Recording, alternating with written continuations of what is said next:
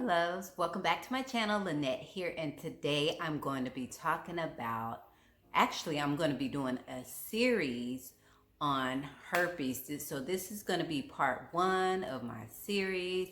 I decided to do this series because of the stats out there. They say 1 in maybe, I think it's like 5 people, 1 out of 5 people struggle with this disease. Since it's affecting so many people, I decided to go ahead and do a little research and gather all the herbs that will help, natural remedies for this. So we're just gonna delve into this. So it's gonna be, like I said, this is part 1. I don't know how many parts, maybe 5 or 6 videos that I would do on this. So by the time we're done, you would have a nice little mix if this is something that you're struggling with. Anyway, we're going to jump right into the video and get started. According to herbalremediesadvice.org, usnea is cooling and has a slightly bitter taste. It's often used when there are signs of heat, inflammation, and infection, which can include redness, pain, and itching. It has a special affinity for the lungs and the urinary tract. Beyond herbal medicine, usnea offers us other ecological gifts. As the lungs of the forest, usnea acts like a sponge that absorbs particulates in the air. Usnea has long been used around the world to address infections including sore throats, lung infections, wounds, urinary tract infections, and vaginal infections. Usnea is an antimicrobial herb, meaning that it affects a wide range of pathogens. However, it does not act like a pharmaceutical antibiotic that indiscriminately kills all bacteria. Bacteria can be classified into 2 types, gram-positive and gram-negative. Both of these types can be pathogenic in nature. Generally speaking, gram-negative bacteria can be harder to control as they have a firmer cell wall and more quickly develop resistance to antibiotics. Many studies have shown that usnea or isolated constituents extracted from it are effective against many types of gram-positive bacteria, including staph, strep, Bacillus legiformis, B. megaterium, B. subtilis, and Enterococcus faecalis. It is widely written that usnea herb is not as effective against gram-negative bacteria. However, a 2013 study in India showed that the local species was effective in vitro against certain types of both gram-positive and gram-negative bacteria. Few studies have been done regarding usnea's antiviral activity. One older in vitro study concluded that Usnea complanta exhibited significant antiviral activity at a concentration non-toxic to the cell line used. Another older in vitro study showed usnea's potential against Epstein-Barr viruses. Stephen Berner reports that it's effective against the human herpes virus family of viruses. Usnea is commonly used as an antifungal herb. It can be used both externally and internally for a variety of fungal infections of the skin, genitals, and nose.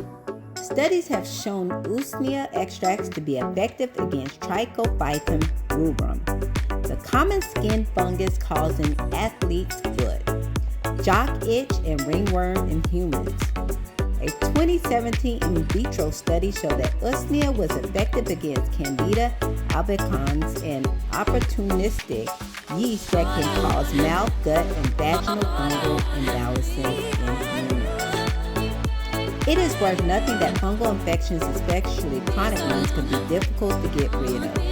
Diet and other lifestyle considerations have to be undertaken, and herbs may be needed for extensive periods of time to fully resolve chronic fungal issues.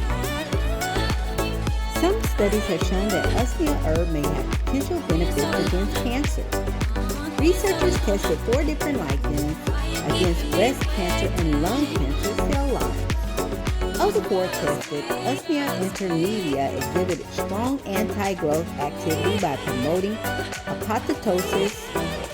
The researchers concluded that Usnea intermedia warrants for further in vivo evaluation as a new alternative in cancer treatment. Another study showed that Usnea extracts involve apoptosis like cell death, causing DNA damage in lungs and live cancer cells. An in vitro 2019 study evaluated the effects of the extract of Usnea on multi-drug resistant leukemia cells. The conclusion was these data provided compelling evidence that Usnea extract is a promising agent against multi-drug resistant and leukemia cell lines and suggested a promising therapeutic approach for leukemia. Usnea is a fantastic choice for treating wounds. In addition to being helpful against infections, it also has wound healing abilities that can quicken the healing process. To apply Usnea on a wound, you can use a diluted tincture, powdered herb, wash made from a strong tea or salve, if the wound is not infected. While Usnea is certainly a medicinal herb, it is not a flowering plant. Usnea is a lichen, which is a symbiotic relationship between an alga and a fungus. There are over 600 species of Usnea that grows across the world, and many of these species are interchangeably used. You can research your local Usnea species by checking regional plant identification resources and talking to local herbalists and plant experts. Best way to identify an Usnea thallus is by taking a moistened strand and gently pulling it apart. If it is Usnea, you will see an inner white or cream color strand that is somewhat elastic. This inner white strand is the fungus core, while the green outer covering is the alga. If the Usnea is too dry, the inner strand may be hard to see. Note also that the branches of the Usnea thallus are always round in cross-section. Usnea grows on trees. It especially likes pine, spruce, juniper, fir, and hardwoods like oak, hickory, walnut, apple, and pear. It prefers moist habitats such as places where there is high humidity or regular fog or rain. Okay, so that was part 1 of my herpes series. I hope this video blesses you, and remember, I do this because I am here for you.